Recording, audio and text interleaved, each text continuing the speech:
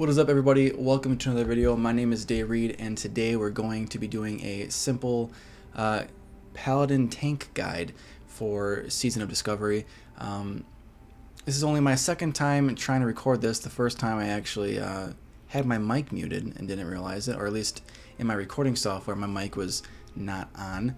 So that's always fun. But before I jump into it, I just want to say thank you guys so much for all the love on the past few videos and on the channel in general. We're getting fairly close to 400 subs. I know that might not be a big deal to some people, but it's a huge thing for me. And my last 3 videos are actually over 1,000 views. My Warlock guide video is over 2,000 at the moment, and my Shaman tank video is pushing 2,000. Got a lot of comments on that video, on my Shaman video. I did a guide on I think it's basically like a shield mastery version of tanking, and I know that in the current BFD raid, dual wielding is I guess the better option. So a lot of people left comments about that, so thank you guys so much. I tried not to sound super, you know, I didn't want to sound like I was upset when people were commenting that. I tried to comment it like genuinely, you know, learning something new. I was taught the shield mastery way, like using the shield for tanking, and my guild actually, like people in my guild actually use the shield. They do both. So although the shield mastery is probably going to be the better version down the line as you level up, but yeah, people were quick to point that out, and I genuinely you know, it was good feedback. It was good feedback for sure. So anyways, jumping into this guide, we're going to be going over 4 things. That is going to be your runes, your talents, as well as stat priority and rotation. So very, very simple. There are, at the moment, I think at level 25, your talent tree, there's 3 different versions you can go. You can go mostly down the ret, or prot, or holy. However, the way that I'm going to be showing you guys today is going to be more helpful down the road. I'm going to be doing the holy consecration tanking spec. All right, so first things first, going into the runes. First one we're going to be doing here for the chest is Seal of Martyrdom. Fills you with Holy Spirit for 30 seconds, causing each of your melee attacks to deal 30% weapon damage to your target, but you'll lose health equal to 10% of the damage inflicted.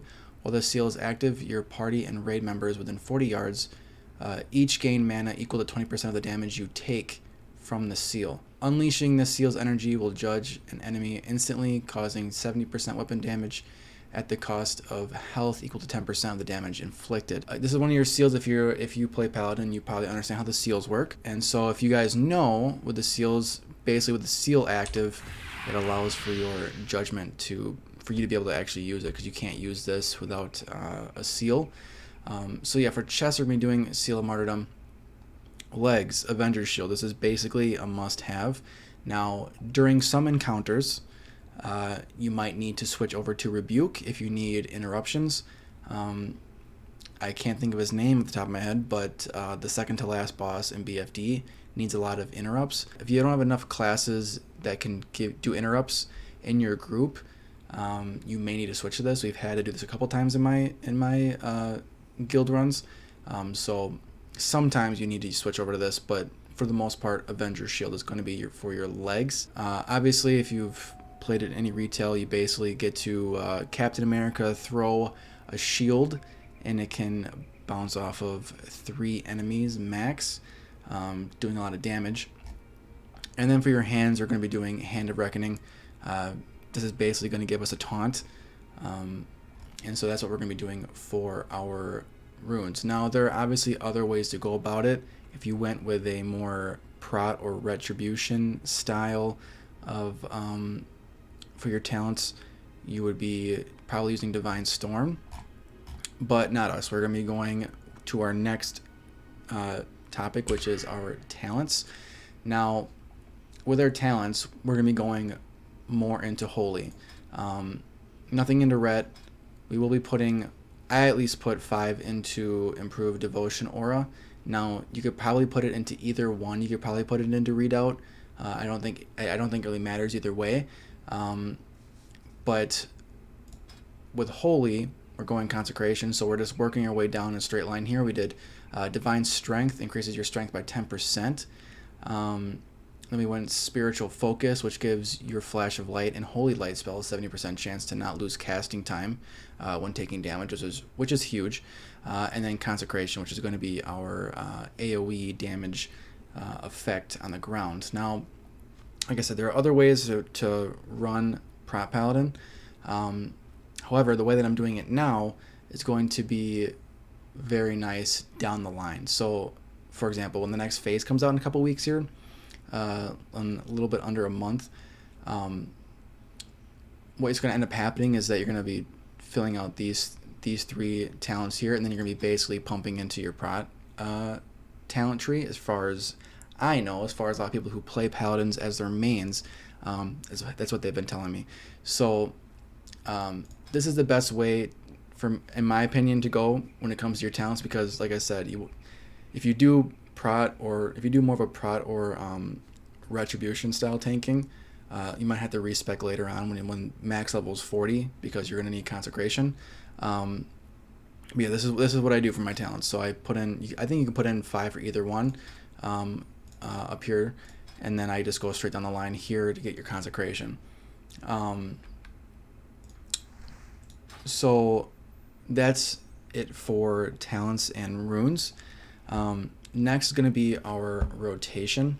All right, so as far as rotation goes, very, very basic rotation.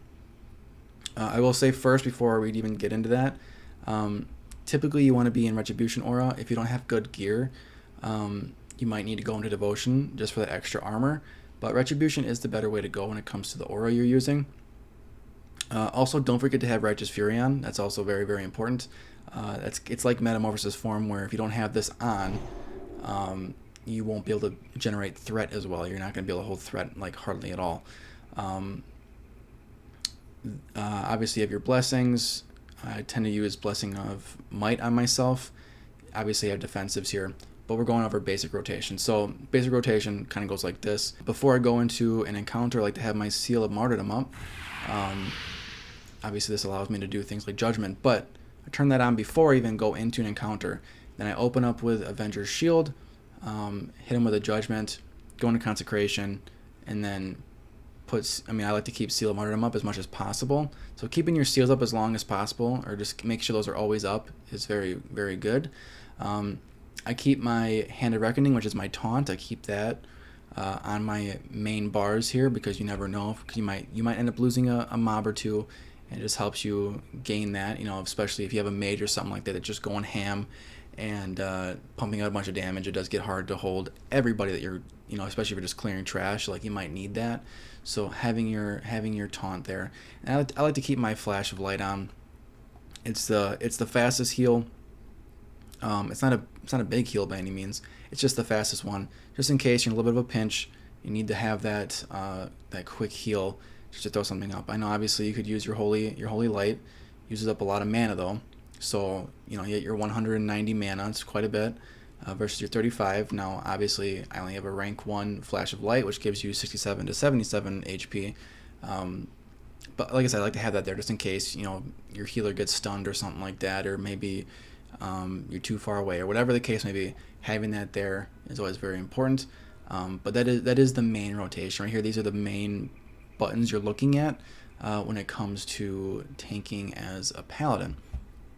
Going into your stats now, when it comes to stat priority, it's going to look like this. So you're going to be focusing on, and this is in order, so from most important to least important.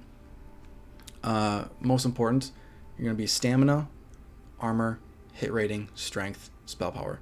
So you're basically going to be looking at anything with stamina and strength on it.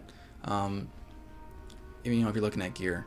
Obviously there's guides out there to find your best in slot and everything like that. But just for yourself in the future, when you're leveling up in phase 2, focus on stamina, armor, and strength. Those are going to be your main things. Obviously hit rating in there as well, but in terms of your main stats you're looking at on gear, you're going to be wanting to look at stamina, armor, and obviously strength. So those are your big stats that you need. And I think that's basically all I really have for the Paladin tank. So that's basically it for the guide. The bare bones, simple things, simple guide.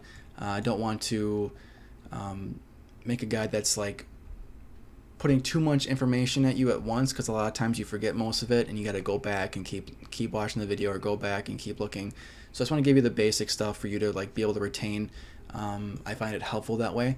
But yeah, that's it for today's video, guys. Thank you so much again for like all the support you guys been giving me on my videos. So that being said, thank you guys so much again, and please subscribe, like, comment, all that good stuff, and I will see you guys in the next video.